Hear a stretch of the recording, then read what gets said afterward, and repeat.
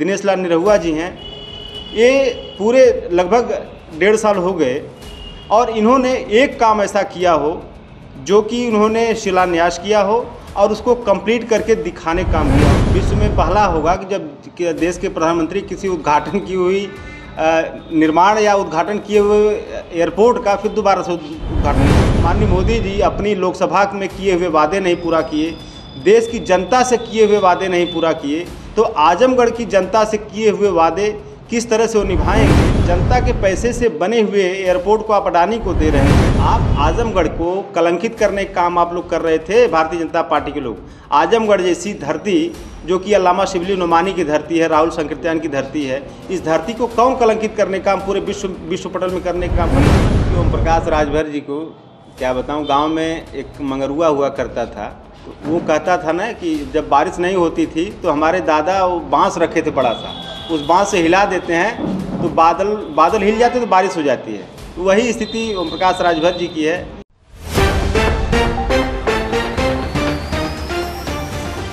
कल आप लोगों ने देखा होगा हमारे देश के प्रधानमंत्री माननीय मोदी जी आए थे यहाँ आजमगढ़ में एयरपोर्ट के उद्घाटन करने। मुझे लगता है कि इस तरह का उद्घाटन विश्व में पहला होगा कि जब देश के प्रधानमंत्री किसी उद्घाटन की हुई निर्माण या उद्घाटन किए हुए एयरपोर्ट का फिर दोबारा से उद्घाटन कर रहे हो। क्योंकि ऑलरेडी आप लोगों को पता है, प्रेस के साथियों को, कि श्रद्धेय नेताजी ने आजमगढ़ के एयरपोर्ट का निर्माण करवाया था। इन्होंने थोड़ा बहुत विस्तारीकरण उसमें करवाया, लेकिन हमारी सरकार में इसका उद्घाटन हुआ था। तो अब ये उद्घाटन किए हुए एयरपोर्ट का उद्घाटन कर रहे हैं। हम लोगों ने जो योजनाएं लागू की, जैसे आपने देखा होगा डायल 100 जैसी सेवा हम लोगों ने लागू किया, जो न्यूयॉर्क और सिंगापुर पुलिसिंग के तर्ज पे 15 मिनट का उसका क्विक रिस्पांस सिस्टम जो था पुलिस के पहुंचने का, उसका नाम बदल दिए 112 कर दिए। तो इस तरह से उद्घाटन करने का जो काम माननीय मोदी जी ने किया, और आप लोगों ने देखा होगा जुमलों की बारिश भी की है उन्होंने। वो लगभग मुझे लगता है कि उनका चौथा इस बार आजमगढ़ में आगमन था जो कल वो आए। इसके पहले 2014 में आए थे और 2018 में आए थे, फिर 19 में आए थे और कल आए थे। तो इन 4 बारों में उन्होंने क्या दिया आजमगढ़ को, सबसे बड़ा सवाल उठता है। और कल जो बड़ी बड़ी बातें, बड़ी बड़ी परियोजनाएं उन्होंने यहाँ से घोषणा की कि 34,000 समथिंग जो कि मीडिया में है, तो अब उसमें कुछ एयरपोर्ट्स का भी उन्होंने किया है। अब एयरपोर्ट्स का सवाल अगर उठाया जाए तो जो भी एयरपोर्ट्स सरकारी थे, जो कि जनता के पैसे से बने हुए एयरपोर्ट थे, वो अडानी के हाथों उन्होंने सौंपने का काम किया।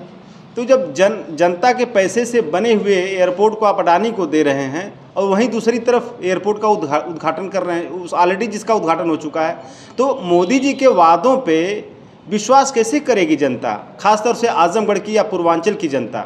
क्योंकि उन्होंने जब 2014 में, आपको याद होगा, जब वो अपने लोकसभा क्षेत्र में गए थे, उन्होंने कहा था कि हमें तो माँ गंगा ने बुलाया है, और उन्होंने एक वर्ड बोला था कि काशी को क्योटो बना देंगे। तो काशी अगर क्योटो बन गया हो तो आप लोग भी ज़रा देख के आइए, बताइए। और माँ गंगा सफाई अभियान पे माननीय हाई कोर्ट इलाहाबाद की पीठ ने कई बार तल्ख टिप्पणी की कि गंगा सफाई अभियान एक तरह से आँखों में धूल झोंकने जैसा है, और इसमें सिर्फ घोटाले और भ्रष्टाचार को बढ़ावा दिया जा रहा है। और माँ गंगा का जो सफाई का जो लेवल है, जैसा 2014 के पहले था, जो कि उसमें अशुद्धियाँ थीं, आज भी वही हैं। लगभग 60% बिना सीवेज ट्रीटमेंट प्लांट के पानी का उसमें विलय हो रहा, नालों का पानी जा रहा। तो इस तरह से जब माननीय मोदी जी अपनी लोकसभा में किए हुए वादे नहीं पूरा किए, देश की जनता से किए हुए वादे नहीं पूरा किए, तो आजमगढ़ की जनता से किए हुए वादे किस तरह से वो निभाएंगे, ये तो आजमगढ़ की जनता भी जानती है। और जब देश की जनता ने देख ही लिया उनको, तो ये सारी चीज़ें जो लोकसभा चुनाव को लेकर के उन्होंने किया, ये जनता के गले नहीं उतर रहा। दूसरी बात, उनके जो सांसद महोदय दिनेश लाल निरहुआ जी हैं, ये पूरे लगभग 1.5 साल हो गए और इन्होंने एक काम ऐसा किया हो जो कि उन्होंने शिलान्यास किया हो और उसको कंप्लीट करके दिखाने का काम किया हो। हम तो ये कह रहे हैं कि 10 साल हो गए माननीय मोदी जी को और 7 साल हो गए माननीय योगी जी को, और आजमगढ़ में अगर विकास की कोई एक ईंट रखे हों और उसको कंप्लीट करके आजमगढ़ के लोगों को अगर समर्पित किए हों तो बताएं। एक अदद विश्वविद्यालय का उन्होंने शिलान्यास किया था और अभी भी वो अंडर कंस्ट्रक्शन ही है। तो आप 10 साल और 7 साल में क्या दिए आजमगढ़ को या पूर्वांचल को? आप उसका हिसाब बताइए। हम लोगों ने, समाजवादियों ने ही आजमगढ़ में, आप जहाँ जिस स्थल पे हम लोग बैठे हैं, इसके बाईं तरफ देखेंगे कलेक्ट्रेट भवन है, दाहिने तरफ देखेंगे हरियत कला भवन है। मतलब आजमगढ़ में विकास की एक एक ईंट पे, किसी चट्टी चौराहे पे आप चले जाइए, हर चट्टी चौराहे पे आपको समाजवादियों द्वारा किए हुए कार्य नज़र आएंगे। और ऐसे कार्य हैं जो कि जन सरोकार से जुड़ा हुआ, जो किसानों से जुड़ा हुआ, नौजवानों से जुड़ा हुआ, महिलाओं से जुड़ा हुआ, गरीबों से जुड़ा हुआ। किसानों की बात किया जाए तो सठियाव चीनी मिल का आपने देखा होगा, एशिया की 1 नंबर की चीनी मिल हमारे राष्ट्रीय अध्यक्ष माननीय अखिलेश यादव जी ने उसका निर्माण करवाया था। तो ये सारी चीज़ें, आप महिला हॉस्पिटल देख लीजिए, आप पीजीआई देख लीजिए। कोरोना काल में जिस तरह से पीजीआई ने यहाँ पे लाखों लोगों की जान बचाने का काम किया, और हमारे राष्ट्रीय अध्यक्ष अखिलेश यादव जी के सरकार में बनाए गए 102, 108 एम्बुलेंस ने किस तरह से लोगों के स्वास्थ्य को या उनके जान को बचाने का काम किया। तो आजमगढ़ की विकास के एक एक ईंट पर समाजवादी सरकार का नाम लिखा हुआ है। मैं वही पूछ रहा हूँ, 1.5 साल में कोई एक काम वो बता दें, सांसद जी यहाँ के एक काम, अब वो तो बहुत सारे काम गिना रहे हैं, मैं सिर्फ एक काम पूछ रहा हूँ जो ज़मीन पे उतरा हो, एक काम बता दें। और आतंकगढ़ की बात कर रहे हैं आप, आजमगढ़ को कलंकित करने का काम आप लोग कर रहे थे, भारतीय जनता पार्टी के लोग।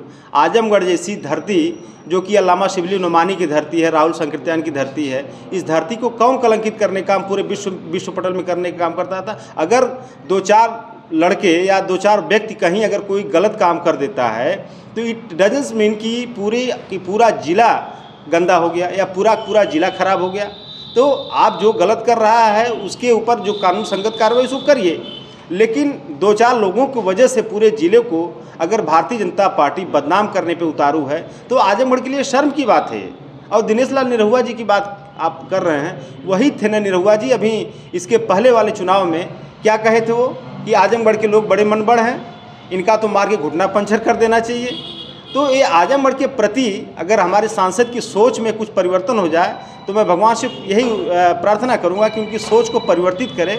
और जो काम उन्होंने किया 1.5 सालों में, वो काम जनता को दिखाई नहीं दे रहा। सबसे बड़ा ये सवाल है। ऐसे ही हो रहा है, पूरे देश में ऐसे ही हो रहा है, सब हवा हवाई बात है। और अगर वही तो मैंने कहा ना, कुछ काम अगर किए हो तो उसको ज़मीन पे करके दिखाएं, और उस काम से जनता का सरोकार कैसे जुड़ा हुआ है, जनता को कैसे लाभ मिल रहा है, ये सारी चीज़ें अगर वो बताएं तो बेहतर है। देखिए, समाजवादी सरकार में जब हमारे राष्ट्रीय अध्यक्ष जब सांसद थे यहाँ पे, आप लोगों को याद होगा, यहाँ पे कोलघाट के एरिया पानी में डूब जाता है, बारिश में बाढ़ आ जाती है। उन्होंने अपने सांसद निधि से पूरा धन मतलब अवमुक्त किया था, लेकिन यही योगी शासन या योगी प्रशासन उस पंप नहीं लगवा पाया, और कोलघाट आज भी पानी में डूबता है और वो पैसा लैप्स हो गया। तो क्या करेंगे? जो पैसा समाजवादियों ने दिया, हमारे विधायकों ने दिया, उस पैसे का भी सदुपयोग नहीं कर पा रहे हैं। और मैं तो कह रहा हूँ ना कि करें 500 करोड़। 7 साल से तो सरकार है ना योगी जी की, 7 साल में कितना 100 करोड़ रुपये इन्वेस्ट किया आजमगढ़ में, उसका तो हिसाब बता दें। समाजवादी पार्टी की अपनी एक रणनीति है, उस रणनीति के तहत बहुत जल्द आप देखेंगे कि सारे जितने भी हमारे वेटिंग हैं यहाँ पे टिकटार्थी, सबका नाम घोषित हो जाएगा। और चूँकि आजमगढ़ या लालगंज जिसकी बात आप कर रहे हैं, बहुत ही महत्वपूर्ण ज़िला है, और इसमें बहुत सोच समझ के हम लोग बहुत जल्द इसकी घोषणा हो जाएगी, बहुत जल्द। देखिए, ओम प्रकाश राजभर जी को क्या बताऊं, गांव में एक मंगरुआ हुआ करता था, तो वो कहता था ना कि जब बारिश नहीं होती थी तो हमारे दादा वो बांस रखे थे बड़ा सा, उस बांस से हिला देते हैं तो बादल हिल जाते तो बारिश हो जाती है। तो वही स्थिति ओम प्रकाश राजभर जी की है। ये घोसी का उपचुनाव आप लोगों को याद होगा, इनका बड़ा बेटा चुनाव लड़ा था, जमानत शायद बची थी कि नहीं बची थी मुझे याद नहीं है। तो और अभी घोसी का लोकसभा चुनाव आपने 2019 का देखा, उनके बेटे का, घोसी का बाईपोल आपने देखा। तो दोनों स्थिति है ओम प्रकाश राजभर जी की। आप लोगों ने भी देखा होगा कि कई राजभर बस्तियों में होर्डिंग लगे थे कि ओम प्रकाश राजभर जी और उनके बेटों का प्रवेश वर्जित है, जैसे थानों में लिखा जाता है कि दलाल प्रवेश वर्जित। उस तरह से अगर होर्डिंग लगाई जा रही है राजभर बस्ती में, तो आप सोच लीजिए ओम प्रकाश राजभर की क्या स्थिति है। आप ये बताइए, सबसे बड़े मुद्दे अगर उत्तर प्रदेश में देखा जाए तो इस प्रदेश के नौजवानों की कमर तोड़ दी इस सरकार ने। और जो बच्चे आपने देखा होगा, लगभग 60 लाख बच्चे कितना झेले, और उसके बाद पेपर लीक हो गया। तो ये पेपर लीक का इतना बड़ा समस्या है उत्तर प्रदेश में, इसमें दो बातें हैं। या तो कुछ ऐसा इसमें तंत्र है सरकार में जो नहीं चाहता है कि हमें रोजगार देना पड़े लोगों को, इस वजह से पेपर हो रहा है लीक। क्योंकि एक पेपर नहीं लीक हुआ है, आप देखें दर्जनों पेपर लीक हुए इस तरह से। तो पेपर लीक का जो मुद्दा है, दूसरा मुद्दा सबसे बड़ा है जो पीडीए के लोगों का शोषण। आज भी लगभग 2 साल हो गए 68,500 सहायक शिक्षक भर्ती के अभ्यर्थी लाठी खा रहे हैं। और यही ओम प्रकाश राजभरी जब सपा के साथ थे तो कहते थे कि 68,500 सहायक शिक्षक भर्ती में पिछड़ों का शोषण हुआ, दलितों का शोषण हुआ। बांदा और गोरखपुर विश्वविद्यालय में खास जाति के प्रोफेसरों की नियुक्तियाँ हो रही है। 34 वाइस चांसलर बनाए गए हैं किसी जाति विशेष के, उसमें 4 खाली पीडीए के लोग हैं। तो ये सारी बातें ओम प्रकाश राजभर जी बोलते थे और आज पता नहीं क्यों नहीं बोल रहे हैं उनके। चूँकि आप लोगों को एक बात बता दूँ, भारतीय जनता पार्टी में एक चीज़ नई है कि वो जिस समाज का शोषण करना होता है उस समाज के व्यक्ति को आगे करके उसका शोषण करती है। अब यादव समाज का शोषण करना होगा तो मध्य प्रदेश में मोहन यादव जी को बुला के लाएंगे, यहाँ दिनेश लाल यादव को बुला लेंगे। राजभर समाज का शोषण करना होगा तो ओम प्रकाश राजभर को आगे कर देंगे। पटेल समाज का शोषण करना होगा अनुप्रिया पटेल जी को आगे कर देंगे। CIB इंडिया न्यूज की सभी खबरों को देखने के लिए लाल रंग की बटन को दबाकर चैनल को सब्सक्राइब जरूर करें, घंटी जरूर दबाएं ताकि हमारी सभी खबरों के नोटिफिकेशन आप तक पहुंचते रहें।